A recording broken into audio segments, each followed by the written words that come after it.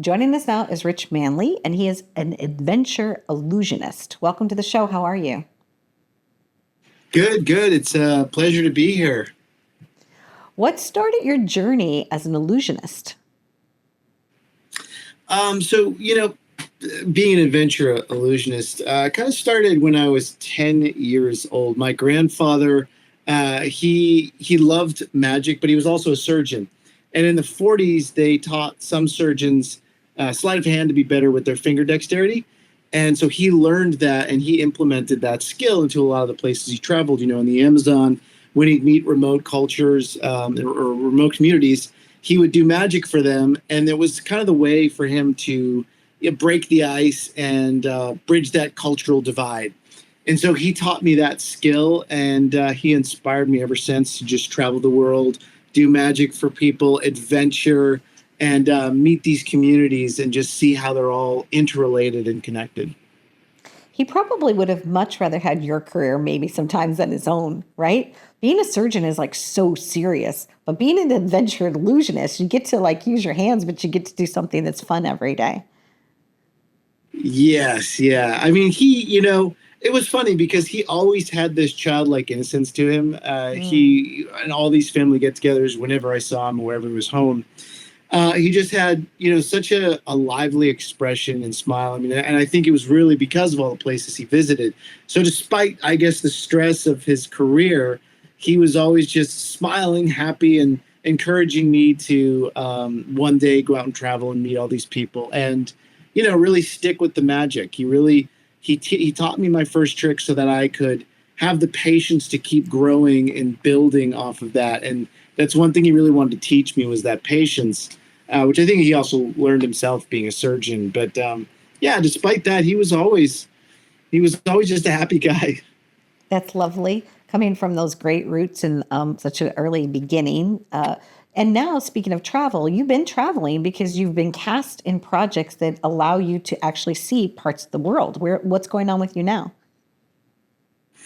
Yeah, so it's the one of the series that I created is called Culture Shock, and this has gone through numerous iterations. We started shooting this right before COVID hit, so we had a little bit of snags with different networks. We shot our pilot, and it was we were shopping it around. It went to Netflix, Disney Plus, it went to all these different places, and it was one of those things where it was travel based, but it had magic. But at the same time, because COVID hit, we started pitching it right after that time, and travel shows really weren't doing so well for obvious reasons. And we were very fortunate and lucky to have the show released now on Tubi TV, and also will be on Apple TV. We're looking at it's coming out on Hulu, so it'll be on multiple streaming platforms. But the show really is about me following in my grandfather's footsteps and getting his old travel journal, which had all of the places he visited and all the cultures and communities he visited. So the show follows me going to those different places and seeing these people and learning what he learned. And again, seeing how everyone is connected when you perform magic for them. Interesting. Since you're traveling geographically, like almost the same footprint or same footsteps, did you meet anyone yet that actually knew your grandfather? Like, do you know what I'm saying? I wonder if that might be in the works. Yeah, we were close. When we went to Peru, I believe it's the first episode before we get to the Amazon. There was a shaman that he did visit that he wrote in his journal about, and a shaman who would do a ritual to Pachamama where they would split the skies, and the clouds would part and the sun would come out if Pachamama was happy.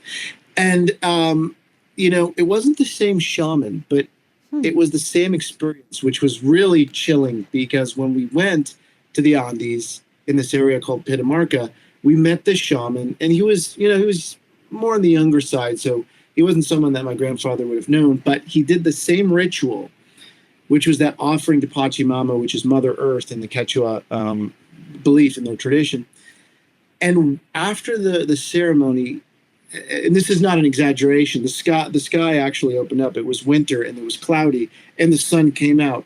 And the shaman said to me, that Pachamama was happy and that we'd all become brothers and sisters that day, which really, Wow. kind of hit home for me when those were some of the same words my grandfather had written in his journal. So that was a very spiritual, I guess, eye opener. That's remarkable. That's what a really cool thing.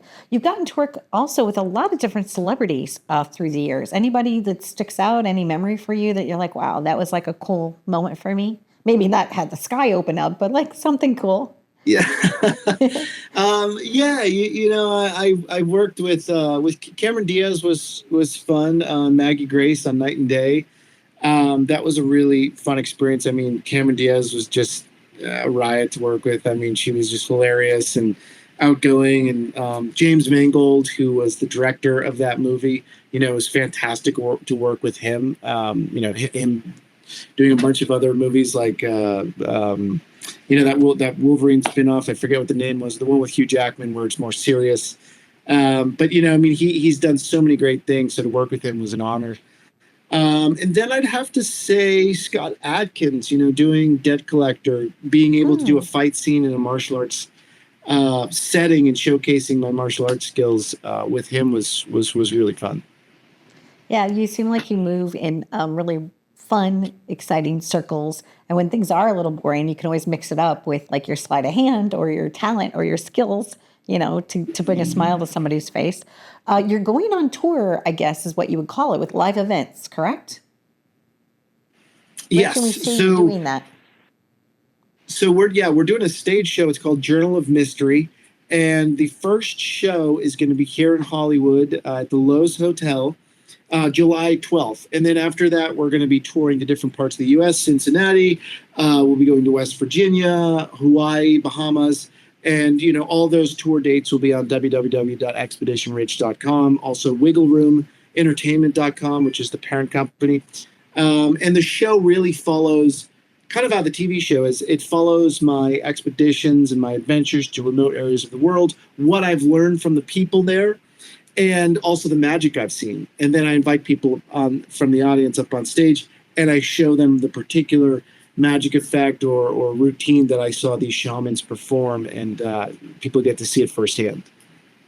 I'm trying to remember. There was like a show that was on. It was like a game show for kids, and it was like Temple of the Hidden Poseidon. The Legends of the Hidden Temple, I think Nickelodeon. That's what it was. Yeah, Legends of the Hidden Temple, right? And it had like the guy, and it was like, I missed that. I think they should bring that back. But it seems to me like there's like some sort of a connection creatively between that and what you're doing now. Something that's just kind of out of the ordinary, a little unexpected, and like richly infused with like some cool stuff. So. Yeah, no, very much so. I mean, it's funny you bring that up because I used to watch that as a kid too, with my family, with my two brothers, my mom. My mom loved that show. And so we I know we watch it all the time.